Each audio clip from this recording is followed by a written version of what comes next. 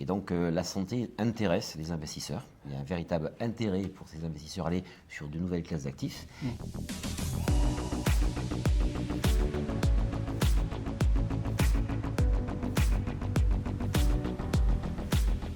Bonjour à tous, voilà une nouvelle session de thé café au SCPI. Alors j'ai le plaisir à accueillir, mais bon, on se voit quand même très souvent, notamment au café. Tu as raison. donc ça sera plutôt café pour David. Donc David Fink, que vous connaissez tous, qui est le directeur général d'Orial, cofondateur associé d'Orial et qui est le grand maître en matière de gestion. Donc c'est à lui qu'on doit cette belle gestion dans la durée de la SCPI Pierre Santé.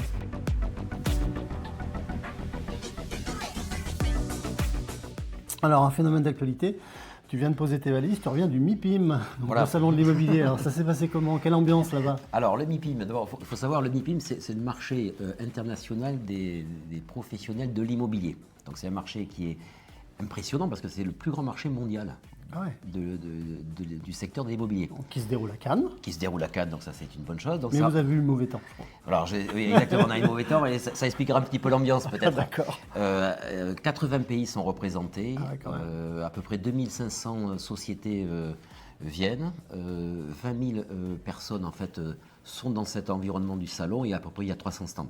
Donc ça fait quand même beaucoup de monde, ça existe depuis 1991. Ouais. Et nous, Pierre Valsanté, on y va depuis à peu près 10 ans. Donc en fait, le MIPIM est à l'immobilier, ce que Patrimonia est à la gestion de patrimoine. Exactement. Avec cette dimension internationale néanmoins plus importante. Tout à fait. Donc ça, c'est le rendez-vous, il faut être. Il faut y être, d'accord. Ouais. Donc alors, il faut y être pourquoi? Parce que d'abord, il y a toutes les tendances. Il y a à la fois tous les immobiliers, que ce soit l'immobilier logement, l'immobilier commercial, l'immobilier professionnel et bien évidemment l'immobilier de santé est présent. Il y a tous les opérateurs qui interviennent sur ce secteur-là.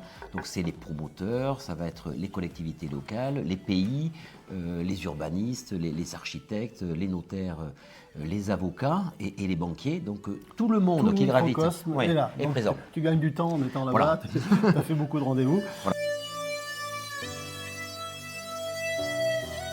C'est quoi les grandes tendances qui se dégagent? Alors, j'allais dire un peu comme la météo. On a eu un petit peu de pluie, et puis après on a eu un peu de vent, et puis après à la fin de la semaine on a eu un petit peu d'éclaircie. Voilà, donc je pense que c'est un petit peu ça, le marché de l'immobilier, c'est-à-dire que il est attentiste, je dirais. Il n'est pas atone, parce qu'il y a des années où il a été plutôt atone. Il est en réflexion, donc ça veut dire que quand je dis en réflexion, c'est-à-dire que les investisseurs se posent les questions de savoir vers quoi ils vont investir. Et peut-être pas uniquement sur les classes d'actifs dont ils avaient l'habitude d'investir, je pense au bureau. Et donc la santé intéresse les investisseurs. Il y a un véritable intérêt pour ces investisseurs à aller sur de nouvelles classes d'actifs. Et puis, j'allais dire, il y a quand même toujours un peu d'opportunisme, parce que comme il y a peu d'opérations qui se réalisent, bien sûr que les investisseurs sont plutôt opportunistes. Est-ce qu'ils sont prêts à le faire là dans un moment immédiat, ou ils sont encore dans cette réflexion qui n'est pas encore suivie d'action? Alors, il y a un peu d'action. Mais comme il y a beaucoup de réflexions, on a des tendances en fait qui nous sont rapportées par soit les promoteurs, j'allais dire, soit par les conseils, notaires et avocats. Alors les promoteurs, c'est vraiment au point mort, ils ont peu d'opérations pour lesquelles ils arrivent à trouver des investisseurs qui veulent financer l'opération. Donc quelquefois, ce sont ceux qui sont les utilisateurs qui vont, entre guillemets, les porter et les financer, et puis peut-être qu'ils les recéderont dans 1 an ou dans 2 ans. Et puis les notaires vous disent qu'il y a un petit soubresaut, on sent qu'il y a des éclaircies, des opérations sont initiées, et certaines sont abouties, donc ça avance un peu. Donc les notaires, c'est un petit peu un indicateur avancé du marché, Oui. donc effectivement ça reprend.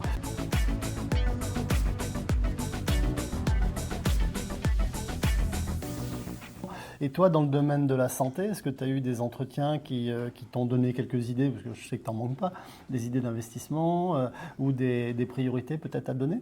Alors d'abord, je n'étais pas tout seul, puisqu'on était sûr. 6 de notre société de gestion à être présents, avec toute la partie investissement et la partie aussi, j'allais dire, juridique. Donc, ce que j'allais dire sur cet immobilier, globalement, les tendances de fonds sont Alors nous, on est polymorphe. C'est un très gros avantage pour nous. Quand je dis polymorphe, c'est qu'on n'est pas sur une seule et même catégorie d'actifs en santé. On fait de l'hébergement, tu le sais, on fait du soin et de la recherche, et on est sur 9 territoires. Donc les territoires n'évoluent pas de la même manière. Il y a des territoires qui sont plus dynamiques. Je pense par exemple au Royaume-Uni, où il y a vraiment une dynamique, et tu le sais, on est présent, puisqu'on a plus de 20% de notre patrimoine qui est au Royaume-Uni. Pourquoi c'est dynamique? Parce que c'est un marché en fait très privé dans le domaine de l'hébergement. Il y a beaucoup de capitaux anglo-saxons, quelquefois américains. Et donc, on a fait nous-mêmes des transactions cette année, à la fois en cession et en acquisition, donc un marché très dynamique. Donc c'est un marché notamment sur la fin d'année et début d'année, ça a été très très intense. Très intense. Après, il y a des marchés tels que l'Italie et l'Espagne, où il y a des besoins extrêmement importants en termes d'hébergement. Je pense d'hébergement de type EHPAD. Et puis, il y a des marchés qui sont un petit peu plus atones, je pense à l'Allemagne, sur lesquels il y a quand même beaucoup de questions qui se posent des investisseurs sur ce marché-là. Qui est un marché cher aussi, donc. Oui, qui est un marché cher. Donc, et puis, nous, c'est un marché sur lequel on est beaucoup moins présent depuis plusieurs années. Mais voilà un peu les tendances. Donc, ça veut dire que nous, on est capable de s'adapter à ces tendances. D'accord. Et donc, oui, tu as rencontré des nouveaux acteurs qui viennent sur ce marché-là. Il y a eu des nouvelles têtes ou des... Oui, alors quelques nouvelles têtes, mais beaucoup des acteurs qui sont déjà beaucoup présents sur ce marché, parce que tu le sais, le marché de la santé, c'est un marché, si tu veux, de spécialistes. Donc il n'y a pas beaucoup de monde qui vient se lancer sur le secteur de la santé. On est très présent depuis 10 ans, donc ma partie investissement connaît beaucoup d'acteurs, que ce soit des investisseurs, des asset managers ou certains gros exploitants. Mais les exploitants de petite taille ne sont pas présents sur ce marché-là. Donc oui, on les a rencontrés, on discute avec eux sur des opportunités, soit d'acquisition, soit de cession, soit de construction avec eux sur certains asset managers, peut-être de club deal qu'on pourrait leur porter dans l'immobilier, parce que quelquefois ils sont, je pense à des anglo-saxons qui sont très présents sur le marché britannique et qui se disent qu'ils veulent aussi aller en Europe, et ce serait pour eux l'opportunité de travailler avec nous sur l'intégration, ou en tout cas l'apport de marchés européens. Ouais. En tout cas, tu as lâché un terme intéressant. Club deal, effectivement, ça fait partie des cibles de développement qu'on a envie de déployer.